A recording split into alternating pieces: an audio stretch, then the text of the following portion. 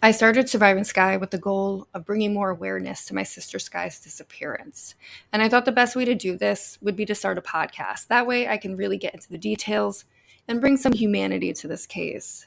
The truth is, I didn't know how to start a podcast. So when I discovered Spotify for podcasters, it had everything I needed. I could record, edit, and then send it out to all the streaming platforms out there.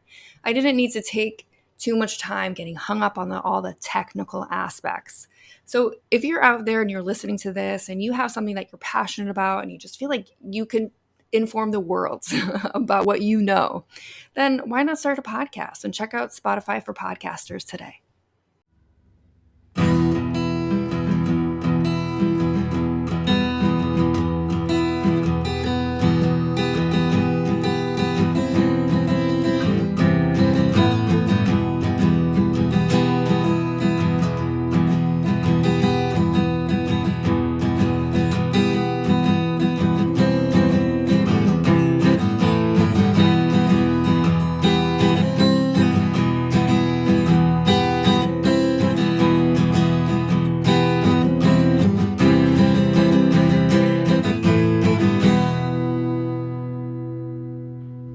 This is episode 6 of Surviving Skye, Conversations with Our Mother, Chapter 2.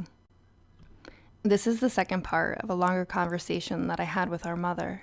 This will pick up exactly where we left off.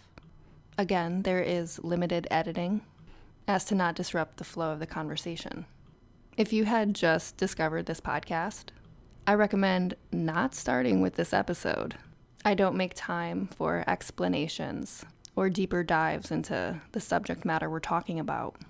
This is me letting you observe a private conversation between me and my mom about Skye and the disappearance and what life looks like in the aftermath. So let's jump right in.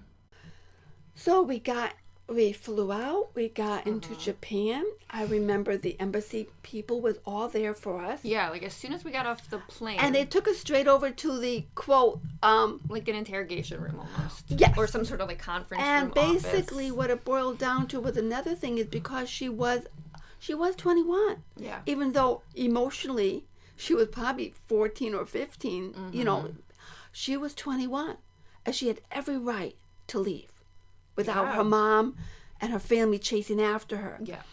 But we told them because it was the only way, and also is that we told them that she was suicidal.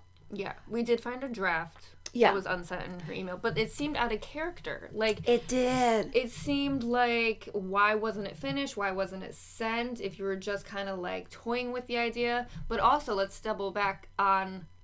There was another plane ticket that she bought, remember? It was like in January, and then she never went. I don't know whatever happened with that ticket or that money or what. I don't know. Did we ever look at... What happened is, I mean, if I remember that, correctly, we got a phone call. I answered it, and basically it stated that she lost her plane ticket to Japan, or that something about a plane ticket and it was canceled. Yeah. And I remember I said, Skye, what was this? And she looked at me and she said, oh no, that was a friend of hers. She explained it in such a way that stupid mom, that it believed her. So wait. You knew about she was here when you knew about a plane ticket? Because what happened? A phone call happened or something? A phone call said something about the plane, she didn't take it. She did not take, she went to buy it. Mm-hmm. And she bought it and then it was canceled? Yeah. And she just told me that, she actually mentioned the girl's name. And it wasn't hers at all. Huh. But now that I'm thinking about it, I said, that why would it be in your name? Or that, no. She said that she was checking out how much the plane ticket would cost is for this girl. What? I don't remember too much. Now that I'm thinking about it, wait a minute. Hold it. I did know she did do something with the plane ticket before. For the one in January? Yes. She, and she was saying that it was for a friend? It was for a friend. That's like the oldest excuse in the book, Mom. I know. Now that I see it, yeah. Hmm. But she did. Do you have any emails about that? I don't. I lost access to her email like years ago. I don't think I ever really went through it all because it was on Matt's computer. Yeah. No, she And I don't know if Matt would know it or if we could even, I don't know. By a matter of fact, I remembered on her birthday she wanted to go to the Cheesecake Factory. It was snowy, it was icy, nobody was going to be driving, and I said, I'll go with you, honey. So I went with her, and we talked about that. Oh. We talked about her, and she said, "Oh no, it was for what was the girl's name? Brittany? Brittany. Yeah. I mean, is that she was checking out prices, and it was for Brittany. Yeah, and that was and Stupid Mom like, oh okay, and the only thing I could think of is she had planned back then, and then she just chickened out. Yeah. That's the only thing I could come up with. But I'm also wondering if her bank statements, if we were able to go back to like January to see if it was purchased with her card. You know? Yeah. To like see if that was like some sort of lie that she had made up. Because the one for the ticket that she bought for April 1st, that was confirmed to be purchased with her account. Right. But we had some kind of phone call about a plane ticket. Yeah. Interesting. And when I asked her about it, we were having dinner and we were talking, and she says, no, that was for Brittany. She was checking something out. It's for Brittany. But I mean, I don't think that, why would that really raise any suspicion? Because it's not like Skye ever did anything. It's not, this is just like, oh, okay, maybe, because like, the thing is, Brittany did go to Japan. She did go to Japan. A few months after, and like actually, in June or something. Now that I'm thinking about it, Skye also planned on going to Japan. So now that I'm thinking about it, it's the conversation. It would make sense. Yeah. Because like the Japan trip for school was going to be like in June or something. Right. But at the same time, I could still say, but one thing about Skye, and this is hindsight again, but she didn't tell you everything. No. She was very secretive. It wasn't until later on we realized how secretive she was. Mm-hmm. And to the point of not giving you the correct information either. Yeah. She hid stuff. It wasn't until later on. She was always the shy, quiet one. She was always home every night. But I feel like there was like some sort of shame in like the things that she was into, you know, and that's why she hid things. She did. She hid things when she flunked. Thinking that people didn't understand. Yeah, when she was flunking out of school. I had no idea. I mean, the whole thing is, I remember is telling her it's because she flunked out all the classes. Yeah. And I told her, I said, honey, this is your dream, not mine. This is what you wanted. Like, I was talking with Matt, and Matt was under the impression, he was just like, the whole Japan thing was a fantasy. Yeah. And then she realized that she couldn't live that fantasy. Like, she wasn't good at speaking Japanese. She wasn't. But no. The thing, she was, like, just scared. She was dealing with a lot of, like, internal obstacles. Yeah. Even she was supposed to get up in class, as I remember, and she's supposed to do her Japanese. Mm-hmm. And she struggled. She was in tears. She was shaking. The morning that she was supposed to go and give her talk in Japanese. And, all of you guys struggled. Mm-hmm. But that's why I mean that there's no way Skye could have left without help. As simple as that. I would say that whoever helped her, she was in contact for a while. This wasn't just... Yes. This was not I would think that, like... Because I feel like she wasn't always hiding everything either. Like that vibe of just kind of like doing things in secret and always sneaking up into her room. Right. Like anytime she came home from school, it was just like... Straight into her room. I remember don't make eye contact with anybody. Yeah. I remember one time walking into her room that because I always do a quick knock and just walk in, and she put her laptop down. Mm-hmm. And I said, what are you watching, porn, honey? And she just looks at me and, I mean, a lot of anime and a lot of manga. Yeah. Have that. Yeah. And I believe that she was totally influenced by someone online. Yeah. There was no way, because of Skye, Yeah. I know. who she is, and her struggle with everything. You know what? I wish we had hindsight. I mean, I wish we knew. Yeah. You're busy with your life. I don't want to make that an excuse. That You is know what? just an in general, explanation. just to like say, just an overarching thing, like the systems we have in place are not kind to families. It's not kind to work-life balance, to make sure that everybody's okay. It's just not. It's not. No. It's not. You're working for pennies, and then you're expected to create a beautiful life for everybody, and it doesn't happen. That's on television. Yeah. Yeah, that's not reality. That reality is, we all have our issues. You get married, you have kids, all of a sudden you have a home. If you're lucky, you have a house, and now you got bills. And if you have children, yeah. There's not enough time in the day to There's focus not on enough time. yourself I mean, I or didn't your do kids. daycare. We did different shifts. Yeah. We couldn't afford daycare. I mean, Mm-hmm. that you know what our Friday night was. I mean, we all went to Papa Gino's because we had a coupon. We could feed the whole family for under $25. Yeah. That was our family night out. Yeah, it was that, or what was it? Roy Rogers. Oh yes. That's still under $25. You can, Yeah. feed your family. And then we only went out like once a week.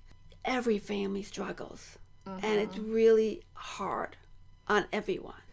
Yeah, And nobody is left untouched by nobody. the systems that we have to live with. Yeah, nobody. And then, even if you go out and ask for help, everybody else is still exhausted. You know, Yeah. there's like oh yeah, everybody is like Oh, stretched yeah. too thin. yeah, because if one member of the family is falling apart, the whole family's affected. Yeah, Some of them can, like with you, you step up to the plate. You say, hey. Actually, you don't even say hey. You just tell us what we could call the ambulance now. We're going to Japan. Simple as that. but you know what that does? I can't do anything else. No, you're exhausted. I can't. But like any other job, just hits different. Yeah. It doesn't matter. Yeah. You know. Yeah. It's just Yeah. forced to flow and just. And I remember Exist. coming back from Japan. And when I came back, it was like, oh my, okay. Now what?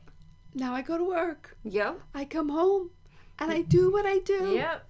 And You just go back, and everybody else is going back too. And you feel so alone, so isolated.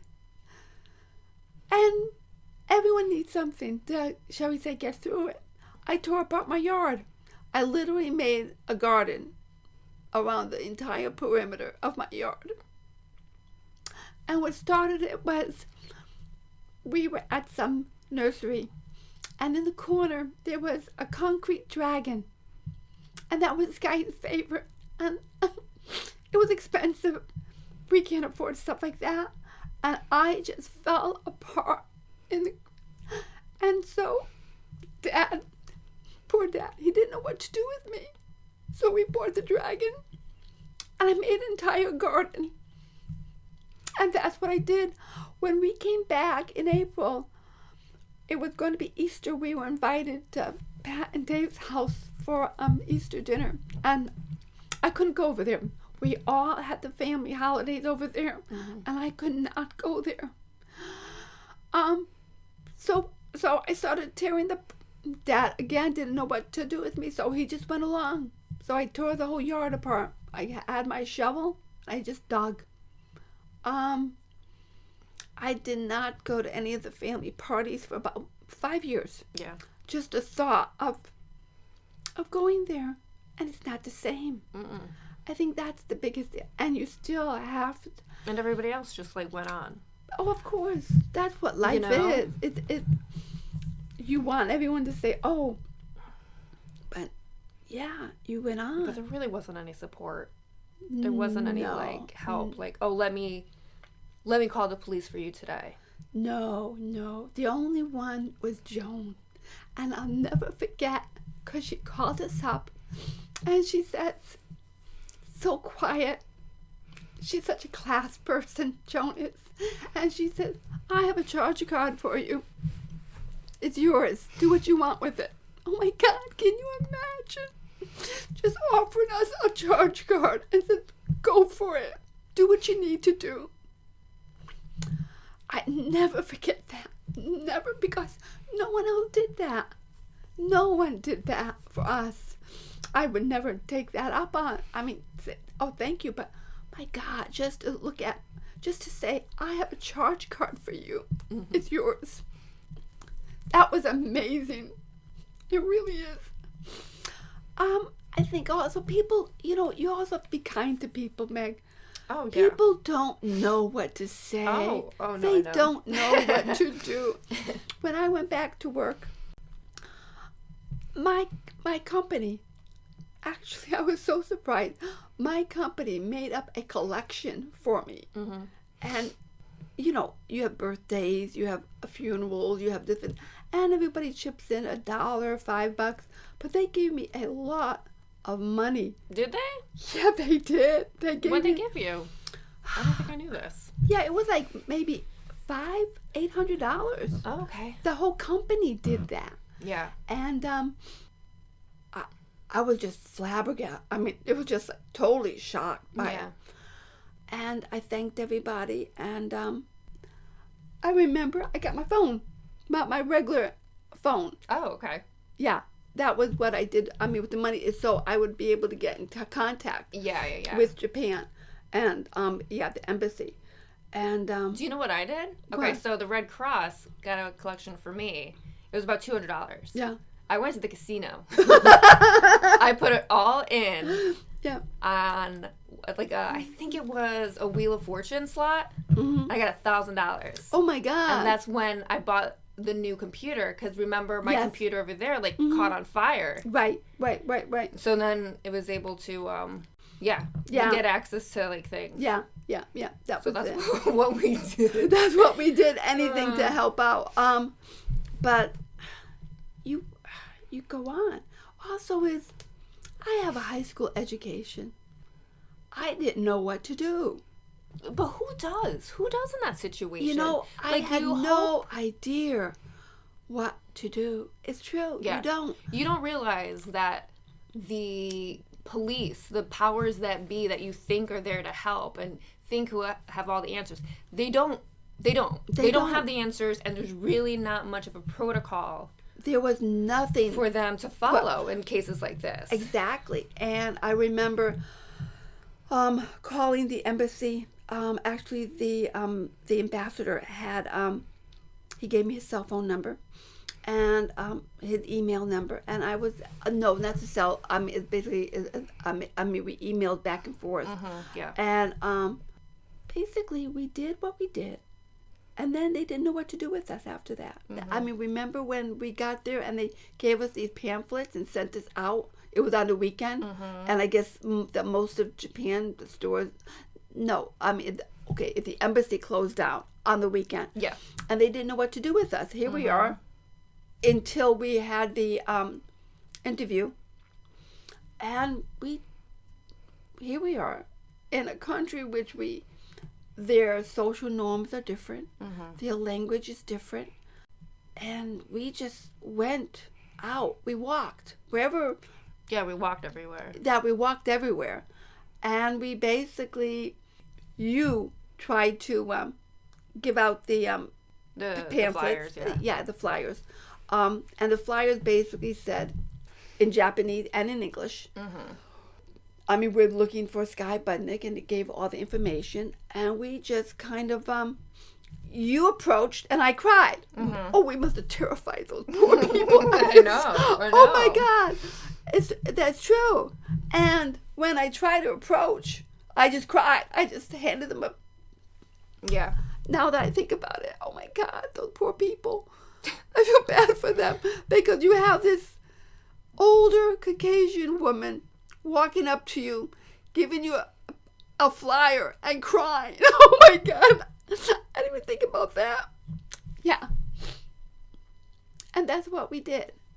Until you turned around and you looked at me, because I was going to be a zombie and keep doing it. And you said, Mom, no, they're not taking it. Yeah, they refused every time. They refused every time. And when we tried to do a store, that remember? Oh, yeah. We were in the McDonald's, and, like, the whole store turned on us. Yeah. And so we just, like, left. Oh, yeah, they were getting angry. Yeah. Well, they were just, they didn't want to deal with us. And, you know. Yeah, and we just didn't know. We didn't know. We like, had no idea. Yeah. But think about it. How would it be if you have a Japanese mom and dad coming to Southington, Connecticut, and doing that with a flyer, and they're trying to hand Yeah. it out, and they're crying, and they're not speaking the language. Oh my God! What? Sometimes I wonder what they were thinking. I know. What were we thinking? We weren't thinking. What were we reacting? I mean, we were just also trying to do what we were told. We were told. Yeah. Because, like, what else are we gonna do? Like, Yeah. we want to be of use, but also, like, it was so unreal. Yeah, it was very just surreal. Like, it's hard to remember everything. Because, like, when I was looking back at the timeline of events. And basically, we got there, like, on the 10th, the 11th, basically. And then we went to the embassy, I think, the next day in the morning. And I believe it may have been that same day we were passing out flyers. It was. Yeah. Because what happened was they gave us, I remember, they didn't come and get us. No, they gave us directions. We had to get on a bus and a train or something like that and then walk. We had to walk over there. We had to find it. Walk. And I remember taking... Can you hold it? Now that you're making... Because now that we're talking about this, oh my God. They made us... Yeah. We had no idea. They helped us. I believe the ambassador helped us to the hotel once we got... Yes, it was the... Once we got in. It was the police... Because when we first landed, they had the embassy people, and they had the police. Right. And they brought us to their organization. And they interviewed us. Yeah. And then they I believe someone helped us get to the hotel. They did. And then they gave us, we had the directions on how to get to the embassy from the hotel. Yes. Yeah, nobody met us or... We walked. I don't know if we walked. I think there was a train and a bus. Was there a taxi? I don't know. I don't think there was a taxi. I don't remember doing a taxi. Or maybe somebody from the hotel got us a taxi. I don't remember taxi. No, because... I don't remember bus or train. I remember a bus Oh my God, honey, what were we doing? Now that I'm thinking back, what were we doing? Yeah, I don't know. We don't even remember now how we got to the embassy. We were in such a state of shock. Since I wasn't too sure about, like, the signage, if it was going to be in Japanese or English, like, what it was, because it isn't like Tokyo where you'll get more of a mix of things. We were up in Sapporo. And I remember taking pictures of everywhere we went, just in case we got lost, so we can find our way back if I used my camera. Yes. And with that, eventually I figured that we wouldn't really need that. We walked. Did we walk all the way over? We had the hotel, and it wasn't that far. It was walkable, I think. Okay. Because I don't remember a bus or a train. I remember a bus at some point to somewhere. And I don't know, maybe it was just to the airport. It was to the airport. That's it. And I remember doing the train... To the airport. To the airport as well. Yes. Yes. I think the bus dropped us off at the... If you remember the hotel, and next door to the hotel was the train station. And there was a mall. Remember? It was kind of like a few shops. Yes. And we were able to walk through. There was even a little aquarium. This was a town. Yeah. Yes, I mean, remember we Do you went remember to the aquarium? Do you remember that seal? You were upset with that seal. You were so that upset. That seal almost attacked me. It was. Do you remember? Like lunch. It was not. This was not the kind of aquarium we were used to, where the animals. This one. We're happy to see you. No. He was very upset with us. Yo, that was crazy. Because we just happened to walk by and it lunged at us. Yeah. But now that I'm thinking about it, honey, the timeline. We were in the hotel. Next, it was walkable to the train station. It was also walkable to the store. Yep. It's the mall. Yeah. And it was also walkable to the embassy. Yeah. But not that walkable. We only went to the embassy, I think, twice that whole time. Yeah. But yeah, so I remember it must have been a Friday. Right. we went there, we got the flyers, Right. and then we were walking around the city. Yeah, because he said they were closed on Saturday They were and closed Sunday. Saturday and Sunday, and then I think And then on Monday we were going to have the that wasn't brought up at that point yet. okay. I feel like Saturday we're like, what the fuck are we doing? Yeah. And then I think We went back. We had a conversation with like, I know I With the reached ambassador. the ambassador, and I had reached out to somebody that I knew at MTV, That's right. and then they were like, oh, we can get something together in Tokyo for like a press conference. And I think we bought tickets for that Sunday, like the next day. We're just like, what are we gonna do? Sit around and wait? Yeah. Yeah. And so then I think we just went to Tokyo on Sunday. We just took a flight over. Yeah. I feel like, hold on. But as a matter of fact, you and I still have the a timeline is disagreement. so- We did not have that interview. With the reporters in Tokyo. Yes, we did. 100%. Okay. Let's see. Hold on. So